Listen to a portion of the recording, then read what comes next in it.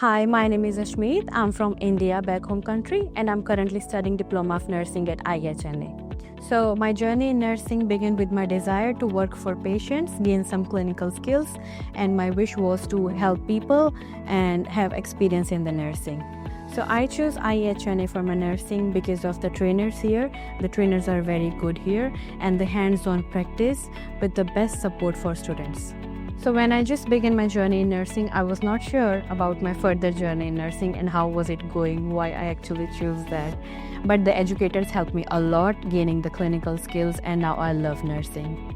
So my future plan is to opt for Bachelor of Nursing, and to opt for Bachelor of Nursing, the IHNA college has set up a great base for me through Diploma of Nursing. So my advice to those ones who are still confused about nursing is to start it as soon as possible, because if you are genuinely concerned about caring for others, you should go for nursing.